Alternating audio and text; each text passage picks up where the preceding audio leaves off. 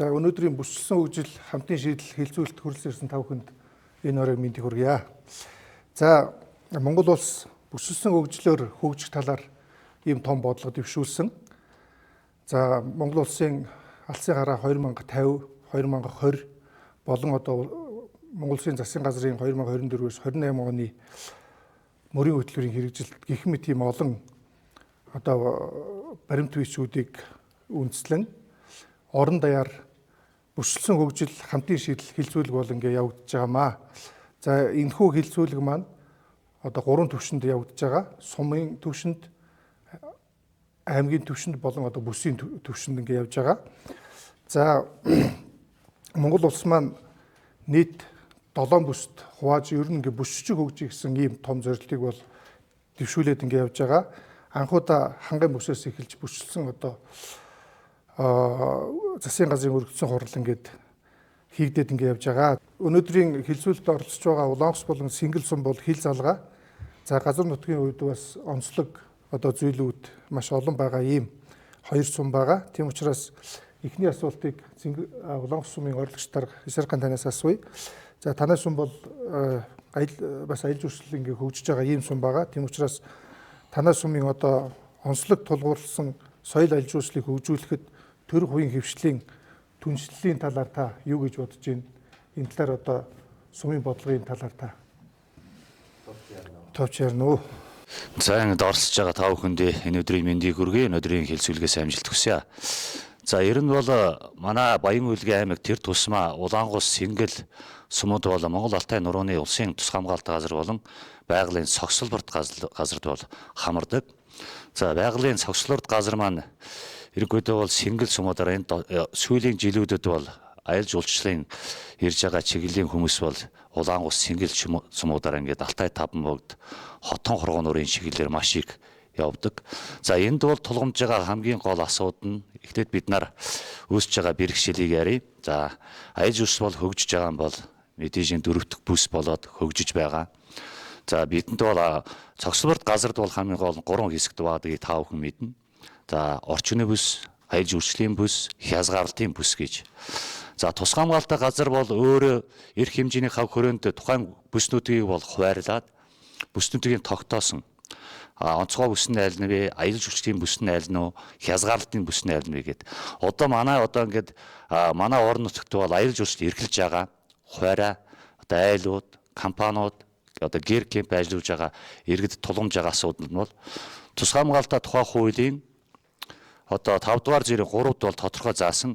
Энэ нэгэнд одоо тус хамгаалалтаа хилийн бүс газарт энэ цогцлбор газар маань энд байж байгаа учраас энэ дээр бол тухайн газарт одоо аялал жуулчлалыг эрхлэх зөвшөөрлийн асуудал нь хамгийн ихээр тулгамж байгаа. Энэ ягаад вэ гэхээр бүс нутгийн аялал жуулчлалын бүсийг тогтоосон мөртлөө тухайн үйл ажиллагаа явуулах эрхийг нь бол үйл ажиллагаа эрхлэх журмаараа зогсуулах хуультай. Журмаар нь яаж гарах вэ гэхээр энийг бол тус хамгаалалтаа газар болон тус хамгаалалт асуудал эрхэлсэн төрийн захирал гаргааны төв байгууллага, хил хамгаалах байгууллагатай хамтран хэрэгжүүлнэ гэж заасан. Энийг бол яг манай яг тухайн бүс нутгуудад адилхан одоо Сэнгэл сумч байна уу, Улаангус сумч байна уу, энд бол бүсийг нь нарийн тогтоосон мөртлөө аялал жуулчлалыг эрхлэх тухайн журманд бол одоо хүртэл гараагүй байгаа. За манай Улаангус сумд бол орон нутгийн одоо зүгээс болохоор тусгай хамгаалалтын газарт бол ямар нэгэн үйл ажиллагаа явуулахад бол орчны бүстэй бол хамтран ажиллаж байгаа тусгай хамгаалалтын газрууд. Бусад газруудаар бол тухайн жилийн газар зохион байгуулалтын төлөвлөгөөнд одоо тусгай хамгаалалтаа бусад газруудаар ингээд зөвшөөрөл олгох асуудлаар төр кемп ажиллуулах асуудлаар бол газар бүлгийн тусгаад тухайн одоо нутгийн иргэд нь энүүгээр өөрсдөө улирлын чанартай бол аялал эрхлүүлэх болон ингээд боломжийг бүрдүүлэх талаас нь ингээд орон нутгийн удирдлагууд ингээд дэмжин ажиллаж байгаа. Цаашдаа бол энийг бол ингээд одоо ингээд гэр кемп бол ингээд ажиллаж байгаа бол цаашаагаал аялал жуулчлалын одоо компани болох чиглэлээр өргөжүүл талаас нь одоо иргэд бол өөрсдөө бодлогоо зөв тодорхойлж ингээд компани чиглэлээр ингээд цаандлаа уламжлах юм бол манайгаад орон нутгаас ингээд удирдлагын зүгээс орон нутаг өөрөө дөрөх байгууллагын хувьд бол ингээд шийдвэр гаргаад цаашаа дэмжих бүрэмж боломж бол байгаа. Одоо танай сумаар дамжиж Алтай таван богд руугаа ингээд дотоодын болон гадаадын жуулчид ингээд маш ихээр явдаг тийм ээ. Тэгэхээр одоо танай сумын хувьд бол одоо ажиллах хүч нь бэлэн байна уу? Дэд үтс нь хөгжсөн үү? Одоо хідэн жуулч одоо яг авч байгаа жуулч нь яг болж гин үү эсвэл энийг өшөө нэмэх юм бодолтой байгаа юу? Тэр талаар ямар бодолтой байна? Яг манай улаан усмын чиглэлээр бол дэд бүтцийн асуудал бол шийдэгдсэн. Одоо 7 сарын 1-ээс бол ерөнхийдөө бол тоггон гэд татагдж дуусаад ашиглалтанд өгөхөр ингээд төлөвлөж байгаа. За ингээд дэд бүтцийн асуудал шийдэх юм бол дараагийн асуудал мэдээж энэ засмал ингээд замын асуудал бол ерөнхийдөө тавигдана. Энэ бол манай дэд бүсийн бодлогод бол энэ бол засмал замын асуудал бол явж байгаа юм байна. Энэ бол улаан усмаас шууд таван богд хүртэлэг ингэ засмал замын бүсийн бодлогод явж байгаа учраас хаашаа энэ шийдэгдвэл энэ бол бас бид нарт бас улаан усмын хэмжээнд бас аюул жуулчлалыг хөгжих бүрэн боломж өрнө гэж бодож байгаа. Энэ улаан усмын аюул жуулчлалыг хөгжүүлэхийн тулд хэд хэдэн зорилттой бат хэрэгжүүлэхээр төлөвлөж байна.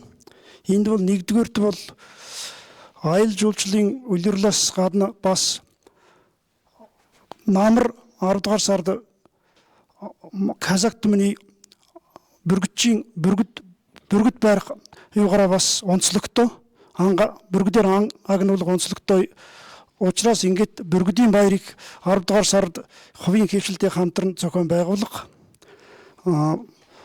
жуулчид ихээр явдаг учраас 100-ны цагт бол микроавтобусаар үйлчлүүлэх энэ хоёр зорилтыг бас давхар дэвшүүлээд явж байгаа. За ер нь манай баруун бүсийн гол зорилго нь эрчим хүчний төрөлжсөн дэд бүсийг бий болгох. Мөн одоо манай аймагч нь өөрөө ийм өв соёл болон одоо байгалийн үзэсгэлэнт газар ихтэй учраас энийг түшиглэж одоо аюул жуулчлалыг хөгжүүлэх ийм том зорилтыг бол дэвшүүлж байгаа. Тэгэхээр оролцогчдоос бас энэ дээр нэмэх бодлоо. За тав хүнд өнөөдрийн эндийг хөргөе. За яг хэвтэ манай Цэнгэл сум бол хүн амаараа бол хамгийн том сум, малын тоо ихтэй, голдуу бол малчлан бол хөдөө амьдардаг юм сум байгаа. За тэгээд манай өнөөдрийн бол манай давуу тал бол одоо за хатуу шилдэг зам тавигдаад явж байгаа. Тэр нь одоо цахилгаан тог татагтаад явж байгаа бас. Энэ бол манай иргэдийн бол хөгжих болж байгаа. Энэ өгшөө ер нь тасралдаг чаашаа дэмжих хэрэгтэй байгаа. Хоёр дахь асуудал бол өнөөдөр бол аюул жуулчлал хөгжснөөрөө бол тэнд байгаа нутгийн иргэд хамгийн гол нь орлоготой болох хэрэгтэй. Тэхийн тулд бол жишээлх юм манад бол одоо Цэнгэл сумд бол аюул жуулчлалын спорт цогцлол баригдах одоо техник эдийн засгийн үнэлгээ хийгдээд явж байгаа. За энэ бол сайшаалдаг хэрэг. Гэхдээ энэ дэр бол эдийн засгийн талсын хүчийг бол нарийн тооцох хэрэгтэй байгаа. Ягаад гэвэл тэнд байгаа малчдын бол жишээлх юм хэдэн мал бариад тэнд амьдрах уу, чааштай уламжлалт тогтцоог яаж хамгаалах вэ гэдэг талаар бол энэ чааштай бол төр засаг болцох хэрэгтэй байна.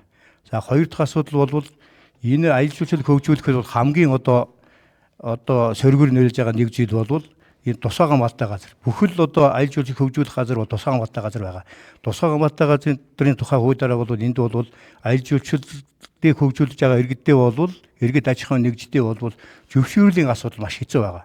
Энийг бол засгийн газрын төвшөнд энийг шийдэхгүй бол цаашдаа бол энэ хүмүүсүүд бол аюул жуулчлал дагнах одоо ямар ч боломж байхгүй байгаа. Хоёрд бол энэ хүмүүсүүд бол уламжлалт тогтолцоо маягаар одоо ингээд энэ чиглэлээр хөгжих юм бол цаашдаа бол хөгжих боломж байхгүй. Ягаад бол энэ тэнд нэг гэр бариад энийг өрөө биш. Энийг бол цогсоор авах одоо аюул жуулчлалыг бол сонирхолтой болгох олон улсын аюул жуулчлалыг татах тийм төвшөнд бол бодлого тодорхойлох шаардлага үүсээд байгаа. Хоёр дахь асуудал бол жишээлх юм бол манай сумд бол 400 одоо жуулчин нэг дөрөөр ирэхэд бол энийг бол хөлөөн авчдаг одоо хооллуулах тийм газар байхгүй. Наацаах нь. Тийм учраас бол энийг бол давхар шийдэх хэрэгтэй. Тэгэд хамгийн одоо шүдэр тушаа болж байгаа юм бол нэг аж ахуйн нэгж бол босоод саналаа тавиад ингээд явхад бол тэнд бол үйлчилгээний газар гэдэг одоо өшнөө төвшний сая төгрөг тэд нар худалдаж авах шишээтэй. Дөнгөн танганд одоо босч байгаа хүмүүсүүд бол энийг бол цаашдаа бол бодлогоор дэмжихгүй бол энийг бол хэцүү асуудал болж байна. Манай Баянгүйлийн аймаг өөрөө хоёр том улстай шууд хил залгадаг. Одоо хойшоо Хятад улс болон одоо Оросын холбооны улстай. Тэгэхээр энэ хоёр улс хоёулаа аюул жуулчлалыг бол маш сайн хөгжүүлсэн ийм улсууд байгаа. Тэгэхээр энэ хоёр улсад одоо эргэлдэж байгаа энэ аюул жуулчлалын эргэлтийг одоо наашаа татах талаар тав хүн ямар бодолтой байна? Тэгээ энэ дэр бол мэдээж хэдийн бомбын асуудал эхний ээлжинд бол тавигдах ёстой. Тийм бомбын сэргэлтийн бодлогын хүрээнд бол эхний ээлжинд бол хэдийн асуудлыг бол цаашдаа бол ер нь хурдан одоо шуурхай эдийн засгийн эргэлтэнд оруулах шаардлага үүсэж байгаа. Тэгээд цаашдаа бол бид нар бол тодорхой хэмжээгээр бол нэг туршилгах солилцох юм уу? Тэр үүднээс бол яг хөдөө аюул жуулчлалыг хөгжүүлэх одоо бүрэн боломж байгаа гэж үзэж байгаа. За тэгэхээр тулд төрөөс ямар бодлого баримтлал одоо илүү сайн хөгжих гээд байна. Энэ талаар ямар бодолтой байна? За миний бодлоор бол энэ аялал жуулчлалыг хөгжүүлэхэд хамгийн ихэнд энэ дэд бүтцийн асуудлыг шийдэх хэрэгтэй. Замгүйгээр ирнэ тэгээд одоо нэг тийм том хэмжээний олон хүнийг хүлээж авах, аялуулах, жуулчлалыг хөгжүүлэх юм боломж байх. Нэгдүгээрт зам тавигдах хэрэгтэй. Хоёрдугаарт цахилгааны асуудлыг шийдэх хэрэгтэй. Гуравдугаарт одоо тэр аялаад жуулчлаад явж байгаа хүмүүсийн очоод байрладаг одоо тохилог ийм байр сав буудал гэх юм уу ингээд энийг одоо бий болгох хэрэгтэй. Дөрөвдүгээрт одоо орчин үед одоо энэ жуулчлалд хамгийн тулгамдж байгаа асуудал бол нөгөө орчин цагийн эко бий засах ийм байгууламж. Тэгээд хог хайдлыг одоо хэрхэн зайлуулах вэ? Энэ асуудлыг бол эхний ээлжинд шийдэх хэрэгтэй. Тэгээд одоо ер нь хамгийн бас нэг чухал асуудал бол энэ газар эзэмшүүлэх асуудлыг төр засгийн төрийн бодлогын түвшинд шийдэхгүй бол одоо саяын одоо манай баруун бэст Улаанхус Цэнгэл сумдад байгаа одоо аялал жуулчлал хөгжүүлэх гол бүс нутг маань нөгөө тусгай хамгаалалтаа газарт байдаг. Тусгай хамгаалалтаа газараас газарт одоо тэр газрыг хөрөнгө оруулж байгаа иргэн аж ахуйн нэгжид ямар одоо хөнгөлөлттэй юм уу эсвэл одоо хэлбэр журам дүрмээр олох вэ гэдэг асуудлыг бас л шийдэх хэрэгтэй. Ийм олон асуудлыг шийдсэний дараа одоо тэр төрийн хувийн хөвшил оролцсон одоо гадаадын хөрөнгө оруулалттай ч юм одоо ийм хөрөнгө оруулагчд бол манай энд бол хөрөнгө оруулна гэж бодож байна. Яагаад гэвэл саяын одоо улсуудын хэлж байгаагаар манай хойд өмнөд хөршүүдэд маш олон тооны одоо аялал жуулчлалын чиглэлээр ажилдагч тэгээд аялаж жуулчлах хүмүүс маш их байна. Тэгэхээр ийм дэд бүтцийг ийм нөхцөлийн бүрдүүлж байж л одоо энэ дээр аялал жуулчлал маань тогтвортой хөгжинэ. Одоо бол зөвхөн одоо нэг хэдэн одоо гэр кемп бариад л одоо тэн дээр одоо хүмүүс очоод өөрийнхөө машин дээрээ очоод ер нь нэлээд одоо ийм урсгал шинжтэй юм байна.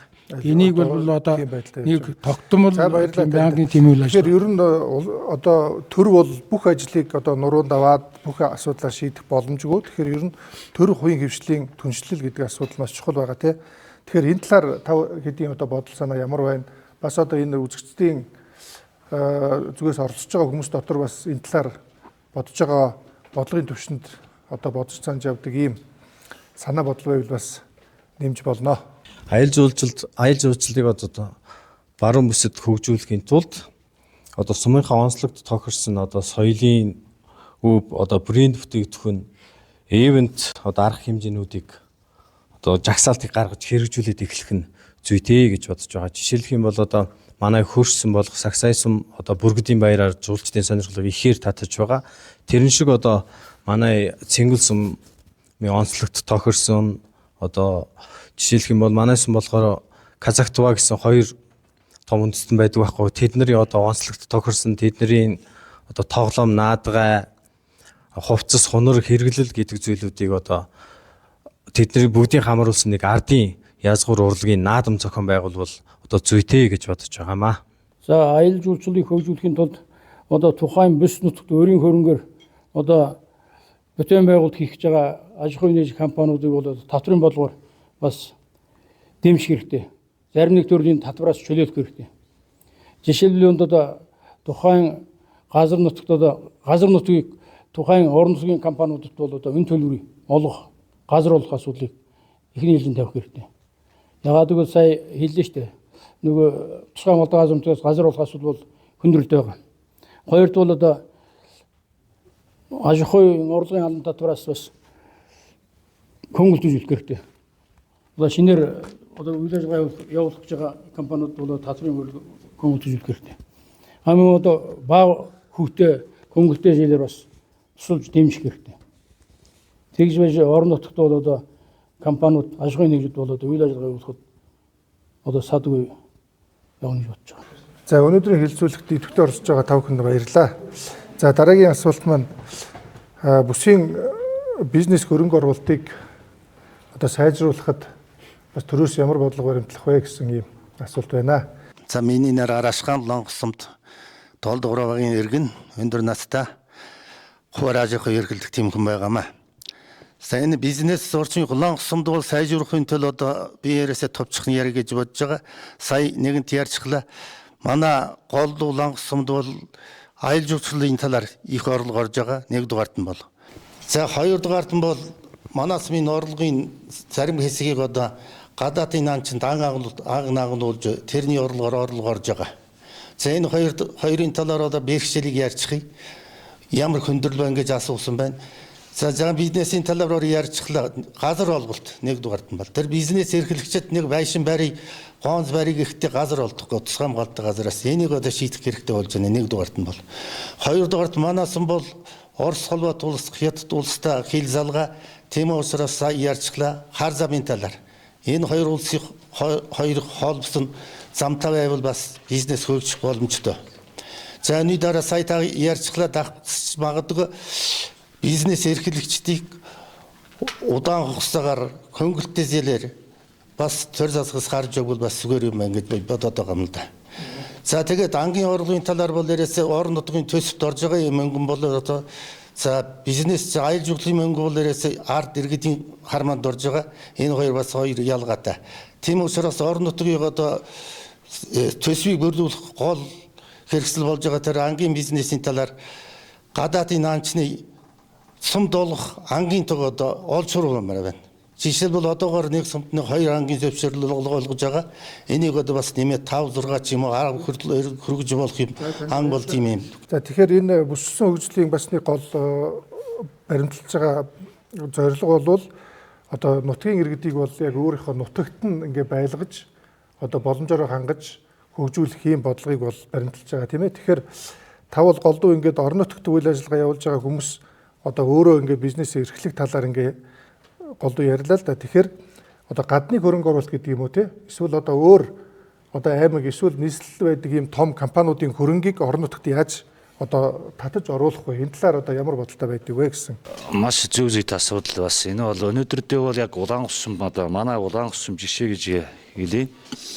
За өөр аялал жуулчлалын чиглэлээс өөр бол манай хөдөөжгөөний чиглэлээр энэ мах боловсрох үйлдвэр одоо манай Сэнгэл сумд бол байгаа.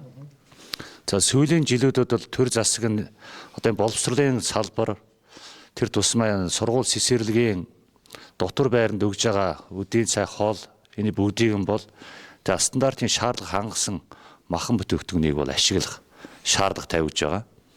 За манай улаан усумд бол жилд бол ингээ малын ядлагаар их хэмжээний бол махыг бол аймагт ирт тушаадаг. Аймаг маань ингээд гадаад ингээд гаргаж тийм ээ компаниуд. За манай улаан усумд одоо заавал ингээ үлгүйд авчирж ингээ тушаахгүй ч тийм өөрөөсөө тэнд анхан шатны ингээ боловсруулалтаа хийдэг. Саяны таны яриад байгаа тэр боловсруулалтын салбарын одоо цэцэрлэг сургуулийн одоо хүнсээ тэндээс хангадаг тийм. Тэгээд илүү гарсныг одоо ингээ үлгүй руугаа нийлүүлдэг юм байвал гэсэн тийм. Тэхийн тулд одоо тэр мах руугаа хөрөнгө оруулалтаа яаж хийх вэ гэсэн асуулт байна л да. орон нутгаас тухайн махны үйлдвэрийг барих газрын асуудлыг нар шийдэж өгөх хэрэгтэй. Тэрийг тухайн жилийн газар зохион байгуулалтын төлөвлөгөөнд оруулаад за манайд бол 5 тэр газрыг шийдэх эрх мэдэл та нарын эрх мэдэлд бол байгаа тийм ээ. Гэхдээ төлөвлөгөөнд оруулах газрыг нь оруулах эрх мэдэл байгаа. Зөвхөн тэрийг бол авах асуудал нь нөгөө дуудлах бодлогоор авагдах ёстой. Тэр талаар нь төрийн бас бодлого бас энд бас төр дуудлага бодлого аван гэхээр нөгөө компани юм гэхээр нөгөө компани үн хайж эндээсээ тухайн компани ажлыг гацаах ийм асуудлууд гардаг. Тэгэхээр энэ төр засаг нь энэ дуудлага худалдаа гэдэг асуудлыг бас орон нутгатаа нэг давуу эрх зэрэг ингээд олох асуудлыг шийдэхгүй бол газрын асуудлаас болж маш их ингээд хөрөнгө оруулалт татаад буцагд гацж байгаа. Тийм учраас төлөвлөгөөнд оруулах юм бол энд манайд бол үйлдвэр барих газар бол боломжтой. Малын махыг нөөц нь бол хамгийн боломжтой газар манай улаан усум бол ийм газруудаараа ингээд газрын асуудлаа шийдэх асуудлаар төр засаг нь дэмжиж өгвөл тэр хөрөнгө оруулалтыг татах тухайн орон нутгаас дэмжих асуудал бол манай улаан усум бол бүрэн боломжтой гэж үзэж байгаа. Бүсүүрийн хөгжиж гэвэл бид нар бол жишээлх юм бол бүсэлсэн хөгжлийн дагуу бол хөгжиж байгаа бол нэгдүгээрт бол жишээлх юм бол Ховд аймагт цементийн үйлдвэр байгуулах юм байгаа одоо тий. Тэрнийг бол баян үлгийд барай шаардлага байхгүй. Бие биенээ тэтгэх маягаар бол ингээд хөрөнгө оруулж ер нь хаа сайгүй одоо хөрөнгө оруулалтын шаардлагатай юуныг бол оновчтой тодорхойлох шаардлага үүсэж байгаа. Жишээлбэл дэлхийн жишг байгаа. Одоо жишээлх юм бол нэг автомашины одоо үйлдвэр байдаг гэхэд бол өөрөө автомашин үйлдвэрж яхад нөгөөнд бол жишээлх юм дугуйн одоо жижиг компаниуд, охин компаниуд бол дугуйн одоо гаргах юм уу тийм одоо зөвшөөрөл өгöd тэр үүднээс бие биенээ хөхүүлэн дэмждэг. Энэ маягтар бол хөхүүлэн дэмжих бодлого явуулахгүй бол эн чинь бол бас нэг одоо байгаа газарт байгаа юмыг нөгөө газар бол хуулаад ингээд хийгээд авах юм бол энэ бол бас цаашаа хөгжих төвтэй байна. Бас л бидний бол эцсийн зорилго бол хүнийг хөгжүүлэх нэгдүгээр, хоёрдугаар одоо тогтвортой одоо өрхийн орлогыг нэмэгдүүлэх үүднээс явж байгаа шүү дээ. Тэр үүднээс бол одоо бол хөдөө бол мал баллах төвшний бол залуучууд нь бол бүгдээр бол ерөнхийдөө бол мал балгаа байцсан. Энэ бол маш одоо хэцүү. Манай том үйлдвэр бол малажхан үйлдвэр бол манай Монголыг айлч үйдөө бол чирээд аваа гэж байсан. Энийг тогтвортой хөгжүүлэлтөд шаардлага үүсэж байгаа. Энийг бол бас бүсгийн төвшөндөө бол авч хэлэх шаардлага үүсэж байгаа л да. Шгүй саяны одоо насгат даргын одоо ярьж байгаа нь маш зөв л дээ. Тухайлбал цэнгэл сумд одоо нэг үйлдвэр байлаа гэхэд тэр үйлдвэрийг дараагийн сумд нээхгүй байх жишээлбэл те. Одоо арьс ширний одоо боловсруулах үйлдвэр Улаанх суман дээр нэгдлээ гэхэд цэнгэл сум нь одоо арай өөр сүүний чиглэлийн ч юм уу. Ийм одоо үйлдвэрийг хөгжүүлээд явъя гэсэн ийм маш одоо үнэтэй саналаа бол хэлсэн. За тэгэхээр үзэгчдийн дундаас бас одоо энэхүү сэдвийн хүрээнд санал нэмэх хүн байвал саналыг авъя. За сайн байна уу. Цэнгэл сумаас ирээд оролцож байгаа төрийн зөвхөн захиргааны албан багш мөн залуучдын төлөөлөл олж бас байна. За миний зүгээс ер нь бол компани ашигт үйл ажиллагаанд татврын хэмжээ маш их нөлөөлдөг. Тэгэхээр улсын зүгээс болохоор татврын бүсээс хамаарсан шатлсан хөнгөлөлт үзүүлснээр одоо томоохон компаниудын хөрөнгө оруулалтыг орон нутг руу төлрүүлэх боломж байна гэж бодож байна. Жишээ нь одоо бол хэрэгж байгаа хуулиар бол 1000-аас дээш аслагдсан компаниудын татврын хэмжээг бол тодорхой хэмжээр бууруулсан ба үүнтэй адилаар орон нутг үйл ажиллагаа явуулж байгаа компаниудын татврын хэмжээг одоо бодлогоор дэмжих тий. Хоёрдугаарт ер нь бол орон нутгад бас өөрсдөө компаниуд байгаа тий. Тэр компаниудынх нь одоо нөгөө хяналт шалгалтыг бас жоохон харж үзмээр юм. Ер нь бол татврын дарамтаас болоод маш их компаниуд ингээд үйл ажиллагаа зогсоос дампуурах тийм тохиолдлууд байдаг. Тэгэхээр компаниуд хөл дээрээ босцсон жоохон дэмжлэг үзүүлээд жоохон хөлийг ч юм уу 5 жилдээ харж үзэх юм уу тийм бодлого болмоор байна. За баярлалаа. За залуу хүний төлөөлөл олж бас бол маш үнэтэй саналаа хэллээ. За өөр санал хэлэх хүн байвал бас одоо нэг хүний санал авъя. За энэ дунд нь. За сайн байна уу? Та бүхэнд энэ өдрийн ангуулын аялалгыг би Цэнгэл сумаас 3 дугаар багийн засагт даргаж ангилсан. За ер нь бизнес эрхлэх, бизнесийг дэмжих талаар нь бол ер нь залуучуудыг бизнес эрхлэлтээр бизнесийн хөнгөлөлтөө үнийн зээл тэгээд бас татвар энэ шилийн бомтоос хилээс гарах дээ та энэ шилийн татварыг жаахан багасгах хэрэгтэй. Бас л тэгээд үйлдвэр хөлчилгээ өөрөө тэр үйлдвэр барах хэрэгтэй. Тэгээд үйлдвэр гэдэгтээ жишээ нь тэр кодаж авах юм, малаж авахын салбарт бол манад бол арьс шир, цагаан идэ энэ бүхэн их бол боловсруулан хэрэглэх ер нь ярьж байгаа. Тийм учраас энэ үйлдвэрийг дэмжих хэрэгтэй. Үйлдвэр үйлчилгээний дэмжихийн тулд сая хөнгөлтэй зээлийг иргэдийг дэмжих хэрэгтэй баха. За баярлалаа. Гэдгийг саналтай байна. Ер нь манай иргэдийн одоо хөрөнгө оруулалтын талаар мэдлэг нь ер нь хэр байдгийг тийм ээ.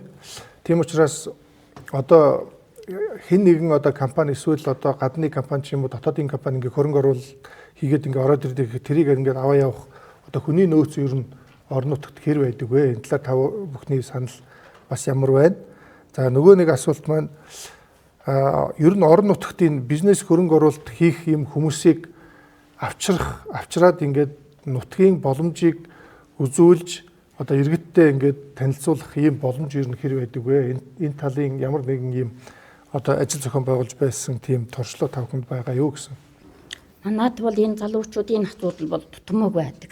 Чадвартай боловсон хүчин төгсөж ирдэг ажилгүй байдаг. Тэгээд бид нар одоо хувийн хөвшлийн хүмүүс хажуудаа нэг хүн аваад хамтаа ажилуулъя гэхээр бид нар өөрсдөө нэг хэдэн төгрөгний өндөр хүүтэй зээл авчихсан болохоор нөгөө хүний нийгмийн дадлал хөлсийн бол төлж чадахгүй. Тэгээд нөгөө ажилгүй хүмүүс ажилгүй болоод дээр нь бид нар хэдэн төгрөгтэй юм чинь тэднэрийгээ бас айн дэмжиж чадахгүй. Ийм малын ашигшим түүхийд бол манад маш цул байр цав байхгүй одоо түүхийд малын түүхийд бол баг газар таягдж байгаа.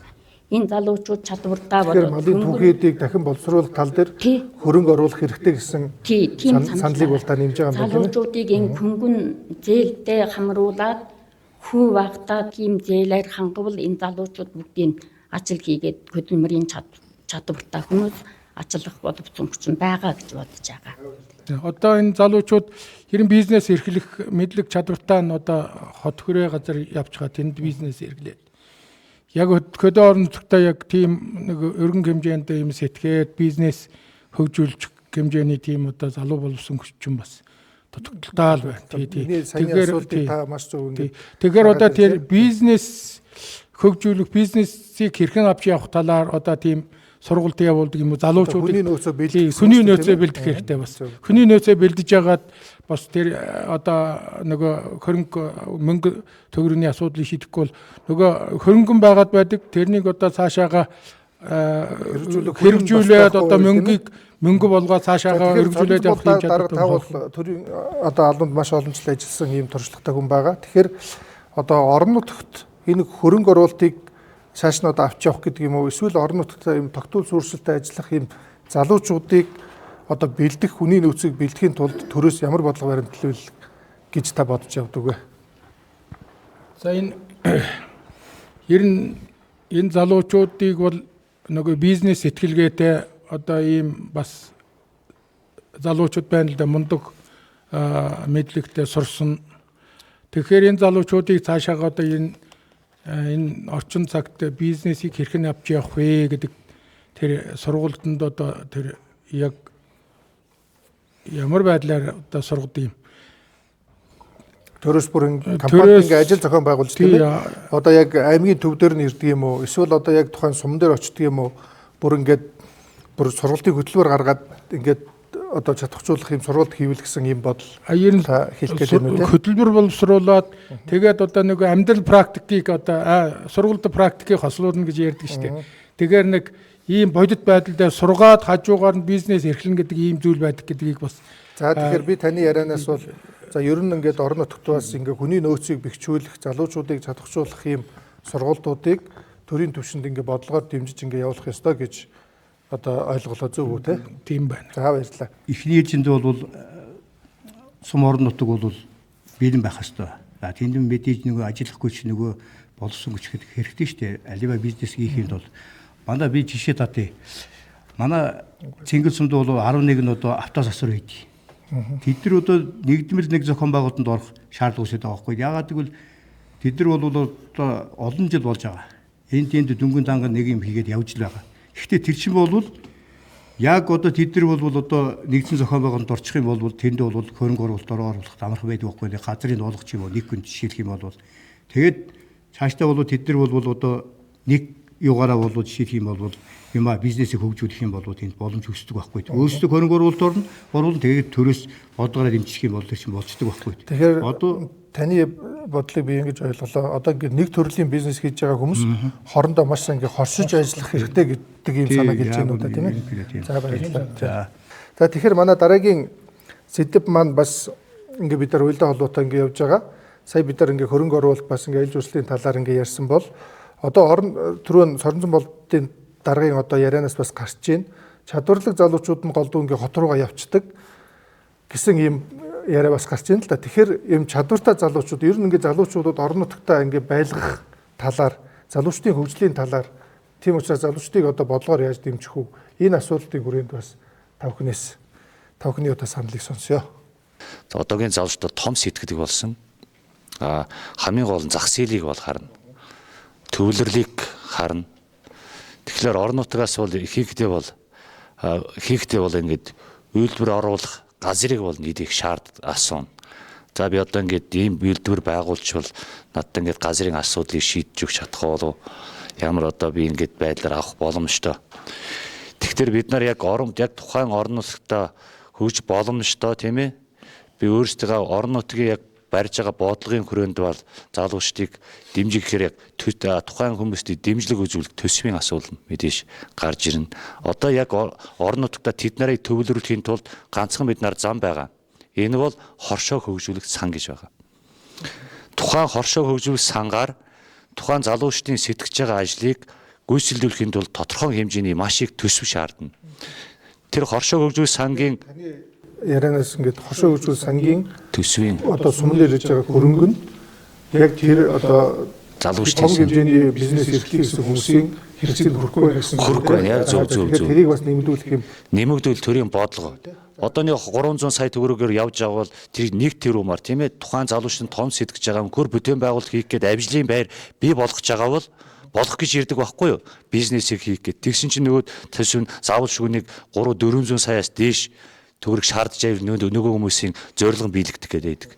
Тийм учраас заавал шүү тухайн ингээд төр засгаар орон нутагт нь тэр хоршоо хөрөл сангийн төсвөөс нь тодорхой хэмжээний дэмжлэг бол шаардчих юм бол манайд бол ирэн хүмүүсийн дийлэнх нь бол хөрөнгөний асуудал, санхүүгийн асуудал гэж ярьдаг байхгүй лээ. Тэр чинь бол нэг талдаа зөвлөдөө. Нөгөө талдаа бол манай залуучууд бол ер нь бол боловсралтай байх хэрэгтэй. Боловсрал гэдгийг дааяалга дипломоор төсөлж болохгүй л дээ. Тийм учраас ихний ээлжинд боловсролын асуудал дараа нь бол тэр бизнес төлөвлөгөө бизнесийн одоо орчныг яаж сайжруулах тийм одоо мэдлэг шаардлага ихний ээлжинд суух хэрэгтэй. Тэрнийг бол түрүүн бол манай Орос хэлээр ярьж байгаа. Энэтэй холбуулаад би нэг юм хэлье. Өөрөөсөө бол саяхан бол засгийн газрын одоо гарсан шийдвэр бол залгамж халаатай байх хэрэгтэй. Тэр юу гэх юм бол сая шинэ горшоо хөдөлгөөн өрнөсөн мачтын хоршооны хөдөлгөөн өрнөд энд бол баахан хүмүүсүүд бол хоршоо байгуулсан зохион байгуулалтанд орсон байгаа. Тэгээд тэдний бол сүүлд бол одоо арилжааны банкуд бол тэд нар зээл гаргахаа байцсан. Яасан бэ гэхэд нөгөө мачтын бол зөвхөн үл хөлөх хөрөнгө шаардсан байхгүй дээ. Мачтын бол ерөөсөө бол байдаг асуудал бол хаваржаа намаржааны эзэмших гэрчлэгээ байдаг.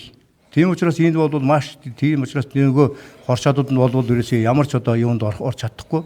Тэгээд нөгөө малаж хогоос бол одоо дайдж байгаа. Одоо арилжааны банкнаас ингээд зээл аваад одоо залуучууд ингээд бизнесээ эхлүүлэх гэхээр одоо тавих барьцааг хөрөнгө байхгүй гэсэн үг тийм. Тийм барьцааг хөрөнгө байхгүй. Дээр нь бол нөгөө одоо хөдөөнөөс бол хот руу шигэлж байгаа нөгөө малчтын одоо залуу малчд бол бас тэг тийшээ шигэлдэг. Одоо орон нутагт өөрийнхөө нөгөө хаваржаа өвлжөөний хажууд бол жишээлх юм бол газар эзэмшээд таримлт хижээл таарах ч юм уу малажихаа өвдөрөө авч явахд бол хонсолтой өсөж байгаа.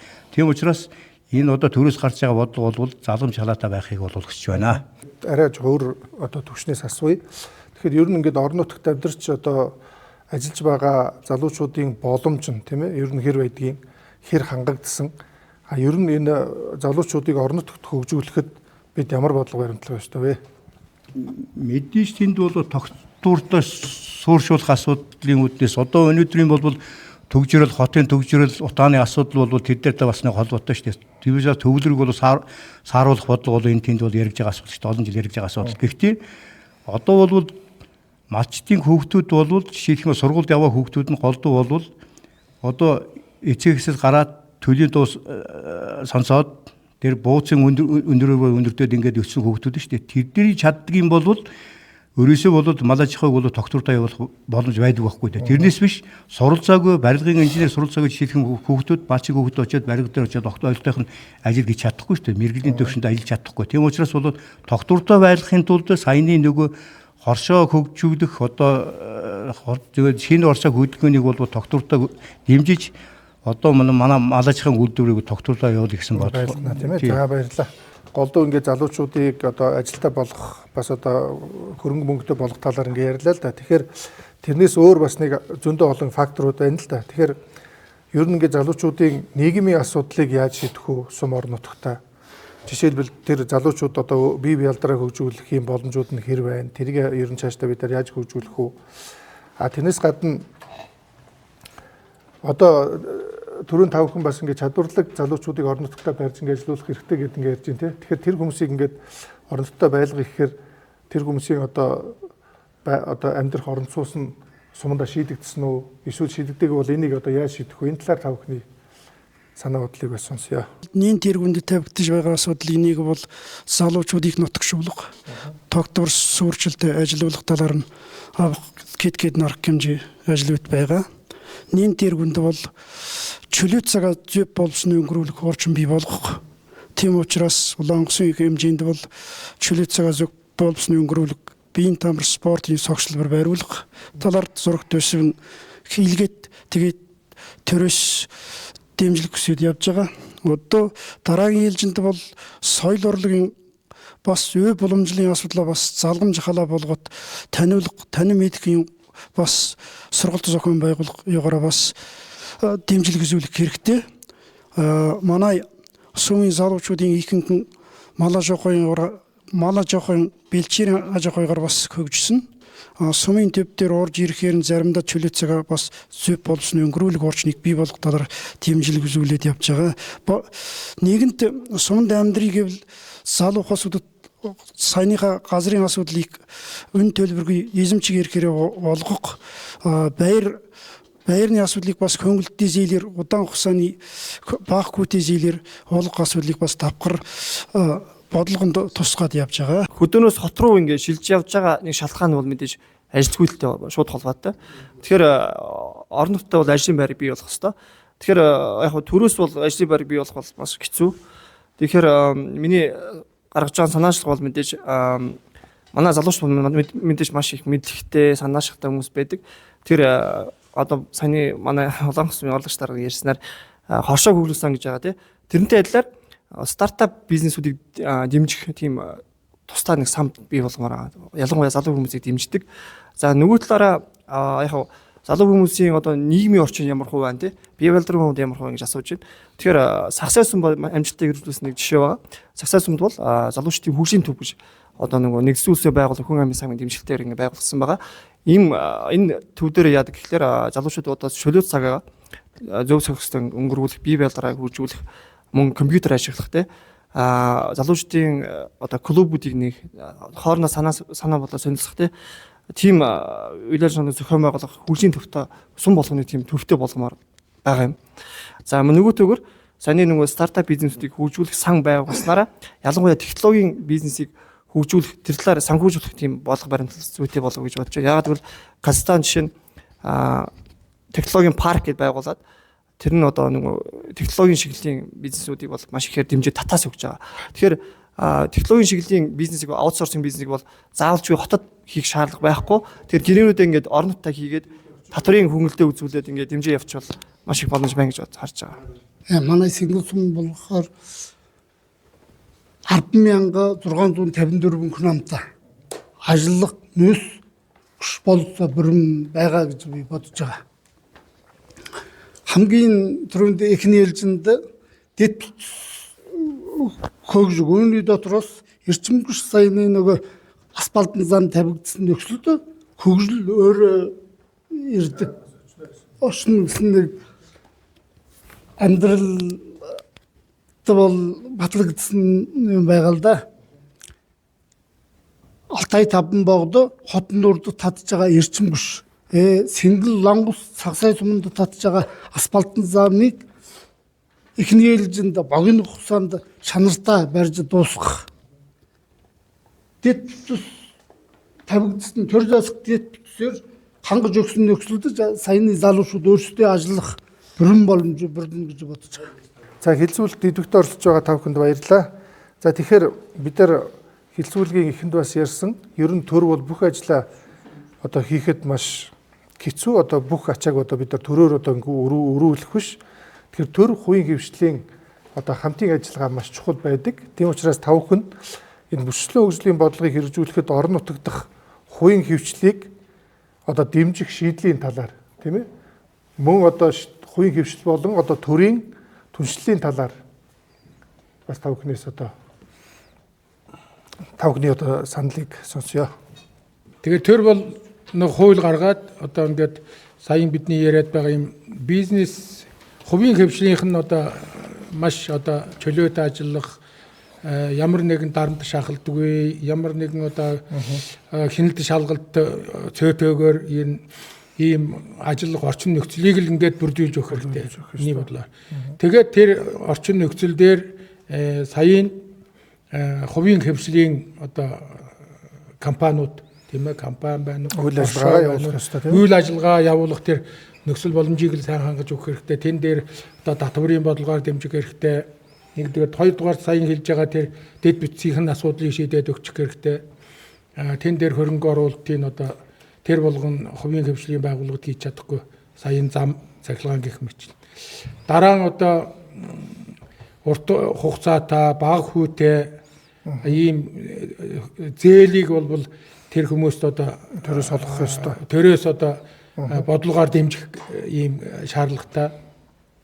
Дараа нь саяын одоо тэн дээр хамгийн гол нь сая дээр яригдсан энэ бизнес, хувийн хөвшлийн бизнесийн хөдөө орон нутгийн алслагдмал энэ төвөөс алслагдсан ийм нөхцөлд энэ дээрээ бизнес явуулах ийм боломжтой чадвартай энэ залуучуудыг бол саяын бодлогоор одоо саяын нөгөө залуучуудын хөгжлийн төв гэдээ яригдаад байна шүү дээ. Тэн дээр одоо нэг бие бэлдраа хөгжүүлэх талдаа биш. Манай энд эхний ээлжинд тэн дээр бизнесийг одоо хэрхэн одоо бий болгох уу, тэрийг цаашаага яаж хөгжүүлэх үү, яаж амжилтанд хүрэх вэ гэдэг тэр чиглэлээ залуучуудыг одоо хөгжүүлэх мэдлэг боловсролыг нь дээшлүүлэх ийм шаардлагатай гэж би бодож байна. Тэгээд одоо өчигдөр би нэг нэвтрүүлэг үзүүлээ.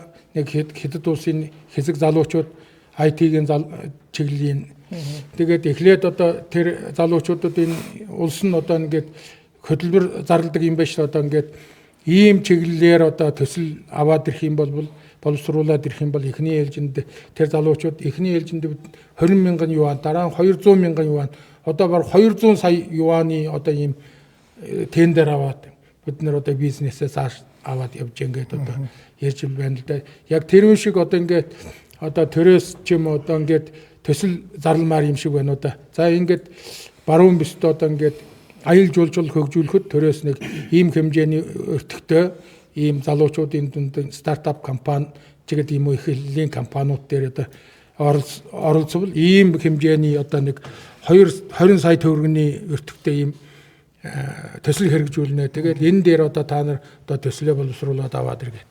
Тэгэхээр одоо ингээд манай хоршоо хөгжүүлэх сан дээр нэг төсөл бичээд ир гэж байгаа юм л да. Тэгээд одоо тэр одоо нөгөө нэг уламжилт нэг сур боловсруулна, одоо ширдэг боловсруулна, юм оюун энэ мужаанхийн засварын газар ажиллуулна гэсэн нэг иймэрхүү хэмжээний. Тэгээд тэрэн дээр нөгөө хоршоо хөгжүүлэх сангийн мөнгийг нэг ихийн эцэкөө тугуулын траахгүйгээд нэг 5 сая 6 саяар ингээд хуваагаад өгчдөг. Тэр бол зөвхөн нөгөө арга зах хэмжээний юм тэрийг дандаа тэр бизнестэй хийж оруулж байгаа юм бар ховор бах уу. Тэгэхээр одоо энэ дээр нэлээд том бодлогын өөрчлөлт хийж байгаад ер нь энэ асуудлыг ялангуяа энэ хувийн хөвшлийн хөрөнгө оруулалтгүйгээр саяын одоо бизнес саяын аял жуулчил саяын бүх ажил маань ер нь явахгүй.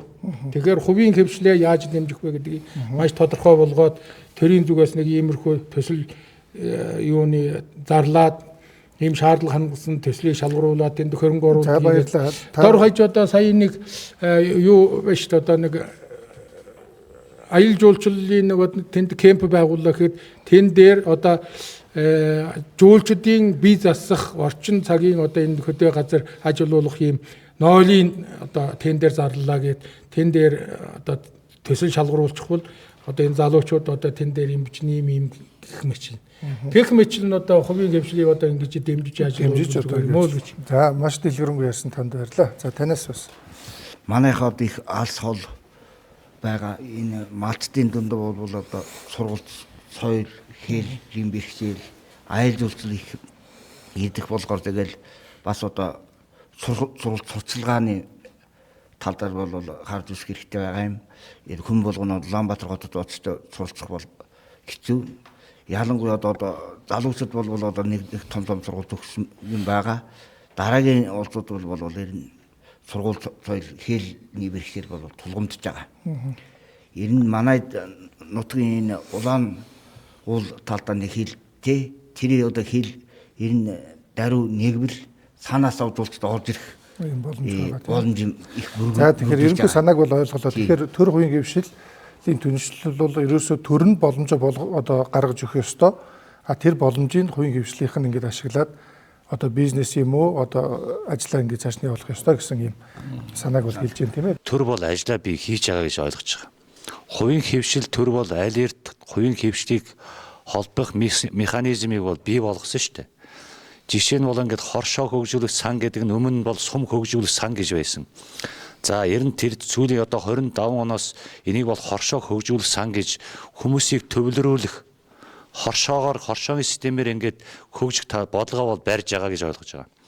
Хоёрдугаар энэ өнгөрсөн жилээс хойш энэ малчдыг бас ингээд хоршоолын хэлбэрээр хөгжүүлэх бодлогоо бас баримталсан. Ийм бодлогыг бид нарын малчид хувийн хөвшлөөд бид нар өөрсдөө буруу талаас нь ашиглаад байна. Зээл авсан зээлийг буруу талаас нь ашиглаад зүй бус юм дээр зарцуулаад байгаа. Малчид ч гэсэн 50 саяар зээлээ аваад эцсийн тэр бол зорилго нь юу гэхээр зорилгондоо бол одоо хүртэл хүрээгүй шүү дээ. Их өсвөр нь тавиагүй. Хоршон гэд саяны гинт хүмүүс ярьж байгаагаар сүүн гэд сүүний чиглэлээр перм байгуулан гэдэг олон жил ярьсан мөртлөө яг тодорхой перм байгуулсан бол бас нүдэнд харагдахаар хэмжээнд бол байхгүй байгаа. Тэгэхээр төрөнд дэмжиж байгаа бол тухайн зээлийг авж байгаа аж ахуйн нэгж хоршоонууд өөрсдийнхөө тэр өөрийгөө ухамсарлаад хоршоогоо хөгжүүлэхийн төлөө тухайн төсөв мөнгө зарцуулах хэрэгтэй. Одоо ингээд цум орон нутгаас хяналтаа сайн ингээд таг хийх хэрэгтэй. Тухайн ингээд дэмжих талаас нь өнгөөр хийж байгаа бол орон нутгаас мөнгөний төсвийг нэмж өг. Тэр тухайн хорчооноос өгж байгаа зээлийг нь хийж чадахгүй л тэрхэн буцаагаан төлөөлөх системээр шийдэх. Ингээд төрийн тэгж бодлого орон нутгаас нь зохион байгуулалт хийхгүй бол төр гэдэг ах юм бол ингээд төр нөгөөд айвал тэгээд хүмүүс нь аваад айвал үрдэн байхгүй бол тэгээд ямар ч үрдэн байхгүй. Бүх ажлыг төр одоо нуруунд авахгүй ш тийм ээ. Ер нь өдийг хүртэл бид нар бүх юм ингээд төр татгаад ингээд ирлээ. Тэгэхээр одоо төр бас ажиллаа хий, хувийн хөвшлөлтөнд ажиллаа хий, ингээд хамтдаа ингээд хоршиж цаашд ингээд хамт хөгжия гэдэг ийм гол зорилгыг бол дэвшүүлж байгаа. За ер нь манай хэлсүүлэг бол одоо дуусах шатруугаа бол ойртож байна. За манай Баян Улгийн аймаг бол одоо сая энэ 2 сумын хүрээнд бол ер нь аялал жуулчлалыг хөгжүүлэхэд нэлээд их ярьсан. Гэхдээ бидний гол үндсэн одоо салбар маань хөдөө аж ахуй байгаа тийм ээ, мал аж ахуй байгаа. Тэгэхээр ер нь жилийн жилд ийм гамшиг болдог, суд болдог. Тэгэхээр энэ гамшигын бэлэн байдлыг хангах талаар одоо сумын төвшин тавхан одоо юу гэж бодож явдаг вэ? Энэ талаар бас тавхны саналыг сонсъё. Манай Улаангус сум гэвэл эдийн засгийн гол үндэс бол бэлчээр юм болж байгаа юу? 1342 малчин өрхтэй. 3 жил дараа нь зудны гамжиг тохиолдсон. Тийм учраас энэ зудны гамжиг уйлжилтын бэлэн байдлыг хангуулах үүднээс хохирол багта даван туулах үүднээс бид сумын зүгээс төлөвлөгөө боловсруулсан. Энд бол нэгдүгээрт бол 2 газарт бол хөвс өрн байгуулах ажил байгаа. Энэ хөвс өрн байгуулах ажлыг тойртой хамтран өсөлттэй бат хэрэгжүүлэхгүй юм бол томоохон хөрөнгө мөнгө шаарддаг. Нэгэнт бол Улаангус сумын Борборс гэдэг газрын хамт дээр нэг хөвс өрн байгуулах. Нөгөө Улаангус сумын Билүүгийн хам дээр хөвс өрн байгуулахаар төлөвлөсөн. Дараа нь 2 газарт бол усшуулалтын систем бий болгох төлөвлөгөө боловсруулсан. Малчд бол жил болгон зуднаас хохирол багта даван туулахын тулд өөрсдөө жилээ биелдэж авах боломжийг бүрдэж өгөх. Тэгээд хөвс өрмийн төшөглөд ойжуулах, моджуулах ажлыг давхар хийлгэх. Тэнд бас байгалийн зэрлэг ан амтныг нутагшуулах зорилготой ингээд томоохон дөрвөн ажлыг хийхээр төлөвлөд явж байгаа. Манай Цэнгэл сумын хувьд бол Онцгой байдлын ангитай. За энэ ангийн болоо чигүүргийн болоо цаашдаа өөрчлөх хэрэгтэй байгаа. Өнөөдөр гал унтрах, аврах эртээ явж байгаа. Энийг жоохон чигэдэм бол өөрчлөөд одоо мал аж ахуй мал малж байгаа мачтаа бол туслах. Тэрний бол жишээлбэл юм бол састаа зудаа үедээ бол эдгэрт мэрэгжлийн зөвлөгөө өгч чаддаг. Нэг хүн бол нэг малчин хүн бол төөрөөд явахдаа эдгэрт дуудлаганд явдаг. Жишээлх юм бол биенийхээ одоо бол юугаа бол бас ингэж нөхж ажиллах хэрэгтэй. Хоёрдугаар бол малчдын одоо амжилттай бэлэн байх тэр чадварын бол мэдгийн бол дээшлэх шаардлага үүсэж байгаа. Тэгэхгүй бол малчин бол яг хөө нэг дураар яваад идэг нөгөө юмдаа төр хариусан гэдэг ингэж зүтгэдэг бол бас дийлэхгүй. Тийм учраас тэр талыг болондоо бас цаашдаа бол анхаарах төрийн бодвол тусах шаардлага байгаа. Гамшигын нэг төрөлдөө зудын асуудлыг даван туулах асуудал ирээсээ малчдаа чадахжуулах, малчид өөрсдийнхөө одоо малж байгаа малынхаа одоо тэр зудыг даван туулах тэр чадварыг л малчдад өөрсдөд нь олох хэрэгтэй юм байна. Энэ. Тэгэхээр одоо зуд бол энэ засгаас юм гэдэг асуудал бол ирээсээ энэ огт бүтэхгүй. Ингээд цуд нодлон одоо цуд бол нэг айлд нэг юм уу хоёр шуудаа хэвгэл өглөө.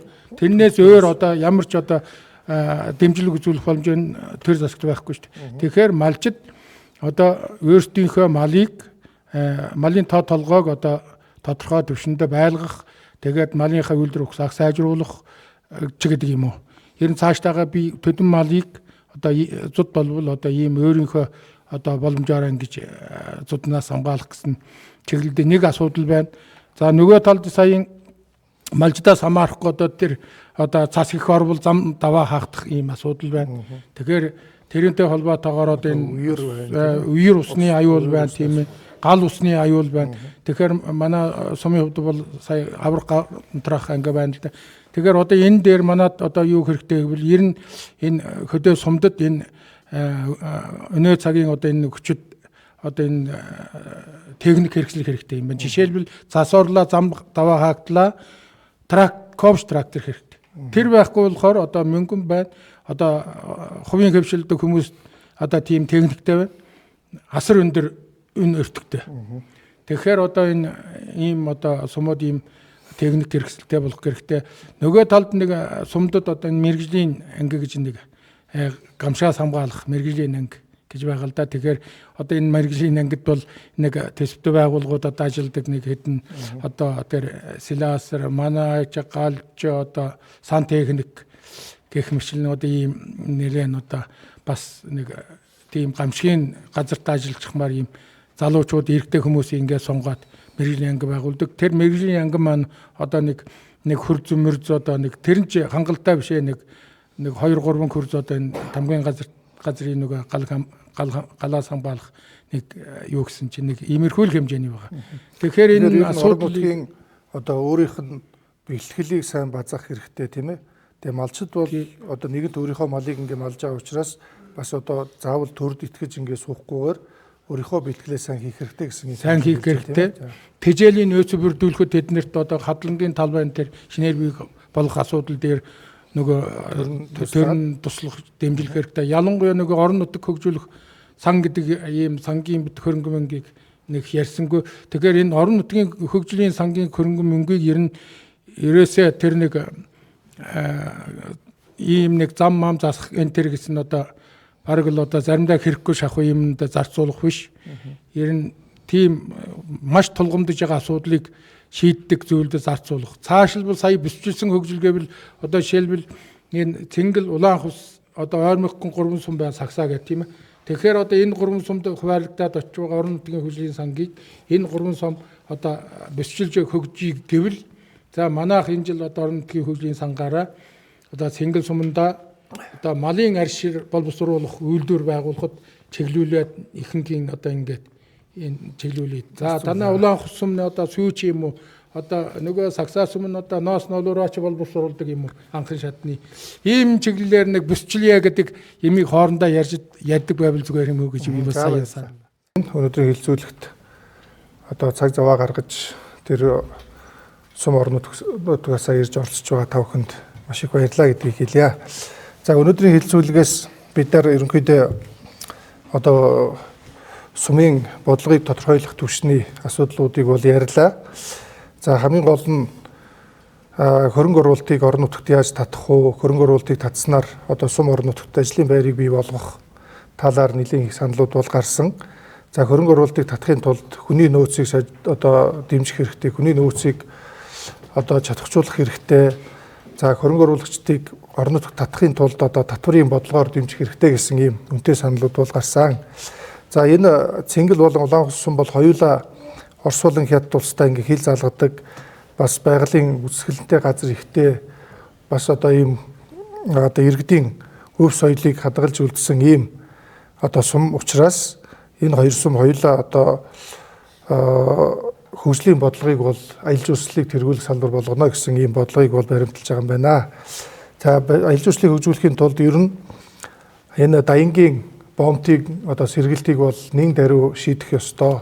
Даянгийн бомтын одоо үйл ажиллагаа түргэсэх хэрэгтэй гэсэн ийм үнэтэй саналыг бол хэлсэн. За тэхийн тулд одоо аймагаас эхэлж Даянгийн бомт хүртэл одоо шинээр тавигдж байгаа хатуу гушилтаа замыг эрчимжүүлж ойрын хугацаанд дуусгаж одоо энэхүү дангийн бомбыг нээх хэрэгтэй. Тэхийн тулд тэгснээр одоо хятад улсад бол жилд 30 сая жуулчин одоо эргэлдэх гэсэн ийм тоо мэдээ байдаг юм байна.